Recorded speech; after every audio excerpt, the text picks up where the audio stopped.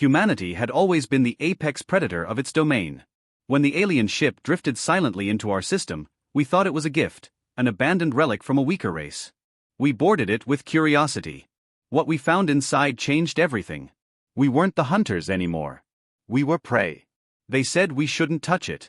Every warning beacon around it was ancient, and still somehow operational, broadcasting in dead languages from long-lost civilizations. Transmissions played in loops, distorted by time and radiation. Do not engage. Leave it adrift. It is not dead. It is dreaming. But we are human. Curiosity isn't just in our nature, it's our flaw. The vessel entered our system without propulsion, without heat, without mass readings that made any damn sense. It moved like it was there and not there at the same time, phasing in and out of scans, flickering against our eyes when seen directly. The Unified Terran Command dubbed it Artifact X-17. But on the ships, the crews gave it another name, the Whispering Ark. The first time we tried to tow it, it rejected every magnetic lock and tractor beam like it was shrugging them off. We sent unmanned probes. None returned. Not destroyed, just gone. One probe managed to send a single frame of data back before being cut off, a shot of the ship's interior. A corridor of impossible geometry, bending into itself like an M.C. Escher painting with teeth. Some researchers said it was a glitch. Others weren't so sure. But bureaucracy doesn't fear whispers. It fears being late. The TSS Vanguard, humanity's most advanced science frigate, was dispatched. Captain Alara Miles, tactical genius, cold-blooded, decorated with 3 war commendations, volunteered to lead the expedition. The unknown is where we thrive, she had said in her pre-launch speech.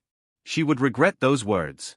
They breached the ship's outer hull with a fusion lance, assuming it would cut like any other derelict. But the hull didn't melt, it peeled, like flesh under heat. Inside was wrong.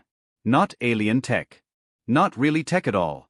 The walls were pulsing, veined, dark with something that shimmered between metal and organic matter. They didn't walk into a ship. They walked into a being.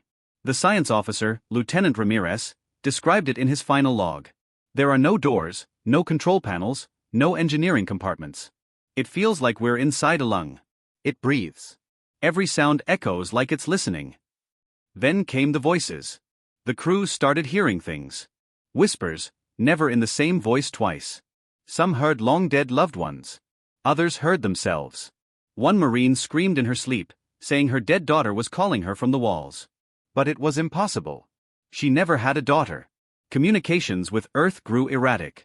Delays. Static.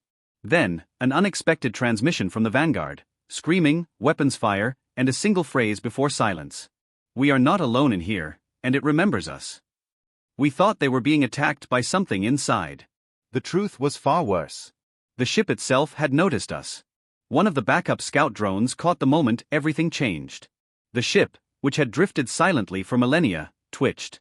A full-body shiver rippled through its structure, like something coming out of a long cold sleep. Symbols, previously invisible, began to glow across its surface.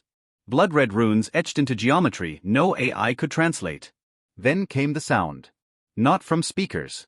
Not from space. From inside our heads. We remember the first flame. You are the echoes of its fall. You should not have come here. The Vanguard disappeared. No explosion. No wreckage. 1 second it was there. The next, nothing. Not even residual heat. The 143 souls aboard were simply erased. And then the ship turned. Not with engines or thrusters. It just knew where we were. Every satellite, every observatory, every listening post caught it, drifting toward Earth. We had no time to prepare.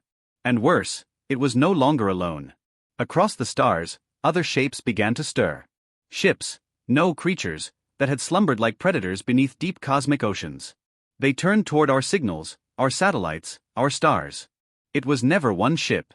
It was a pack. 72 hours after the TSS Vanguard vanished, the Whispering Ark entered Earth's orbit. It didn't block sunlight, didn't cast a shadow. It bent light around itself like a void in reality, blinking in and out of existence on sensors and human eyes alike. Telescopes caught only fragments, tendrils of obsidian steel twitching against the clouds, the surface crawling with glowing red runes that pulsed like a heartbeat. Nations panicked. Armies scrambled. The orbital defense array fired first. 1,000 tungsten rods shot toward the Ark at near relativistic speeds. They vanished a meter before impact. Not destroyed. Absorbed. Then the Ark responded. Not with a weapon. With a signal. It wasn't noise. It was memory. Every satellite, every broadcast station, every phone lit up at once. Not with images of violence, but with visions. People across Earth collapsed, screaming. Not from pain. From understanding. They saw things they were never meant to see. The fall of the first flame, the original starborn species who built the ships. The war they ignited to ascend beyond physical form. And the punishment that followed. The Ark was not a vessel. It was a prison. Not for criminals, but for the sins of gods. As Earth tried to comprehend the visions, more ships arrived, blinking into reality around the moon, in Saturn's orbit, near Jupiter's storm systems. Not traveling by speed, but by will. Each one different in design, but sharing the same core truth: they were not built. They were grown. Alive. Ancient. Angry. A single being stepped out of the whispering Ark, if it could even be called that. A humanoid form cloaked in writhing shadow, wearing a shape we could understand. A projection. A translator. It stood above the UN headquarters in New Geneva without a ship, without warning. When it spoke, glass cracked for 5 miles in every direction. You broke the seal.